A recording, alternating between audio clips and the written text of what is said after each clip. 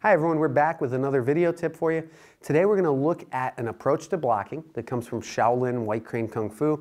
This particular block comes from Ancestor Crane or Sleeping Crane, and it's an inward block. Now keep in mind this is going to look different than some of your other blocks or what you might be familiar with because the principle involved is different. See, the strategy of the crane is to wait until the opponent attacks, evade attack, and then follow in and seize that as an opportunity to counterattack. So keeping that in mind, let's show you the basic movement. We'll show you how to perform the block. We'll give you a couple of drills you can use and perform with a partner to help develop the block, and then I'll show you a couple of applications as well. So this block, just from a basic horse stance, in White Crane they use a slightly different horse stance. Our emphasis right now is on the blocking method. So from a basic horse stance, we're going to bring the hand across. Now you might notice this looks very similar to a thrusting inward block, but it's going to come across, the hand's going to turn, and then pull back slightly. And we have our White Crane hand form. The thumb is pushed in. There's tension in the pointer finger and the thumb. The last three fingers are a little looser, a little bit of tension in the middle finger, but the last three fingers are looser because we use them for sticking and other strategies, which we might get into in a future video. So this is the block. We come across and we draw back. You'll notice the elbow is down. So I turn the wrist over. There's a slight downward angle. If your hand is flat, you're probably letting the elbow rotate out, so you want to keep the elbow anchored down. This hand is in line with the opposite shoulder. We come across, turn the hand and drop back slightly. Now you might have noticed when we practice White Crane, one of the methods of blocking, there's a couple different things you can do with your other hand. And when performing this block, one of the standard approaches is to bring the opposite hand across and protect your center line. So once you understand what this hand is going to do, then you can start bringing the other hand into play and bring it across the center line.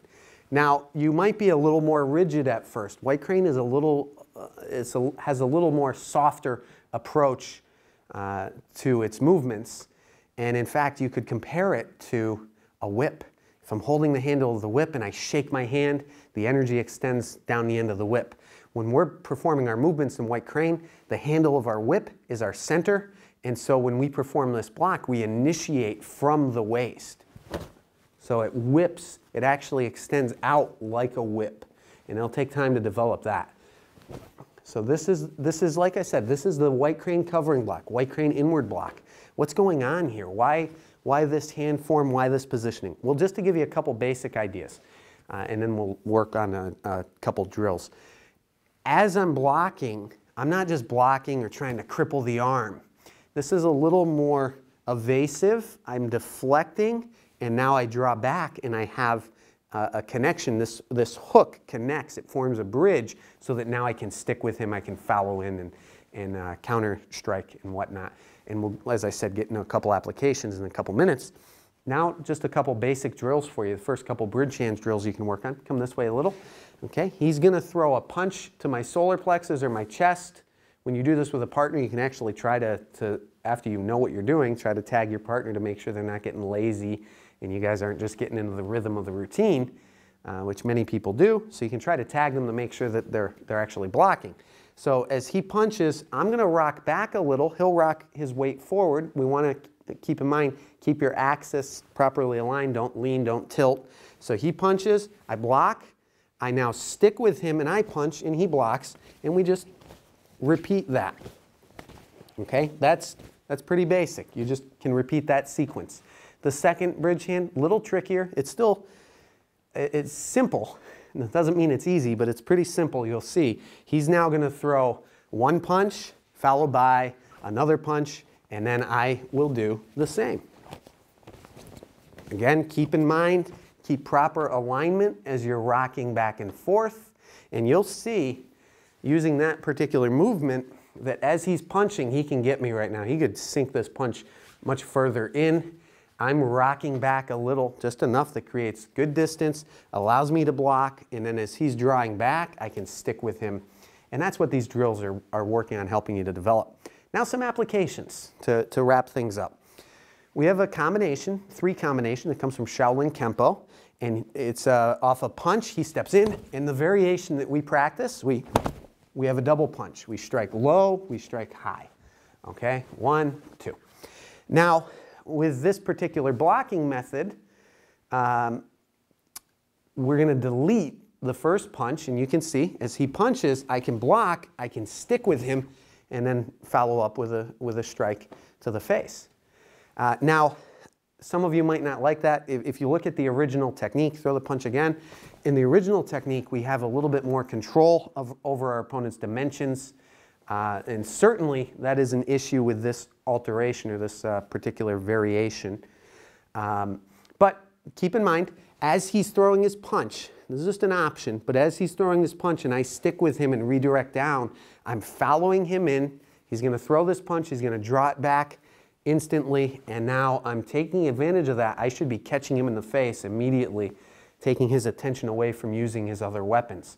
If that other hand comes around, I can veer off course, and there's many, I'm not going to get into that, but there's many things you can do from there that you can explore on your own.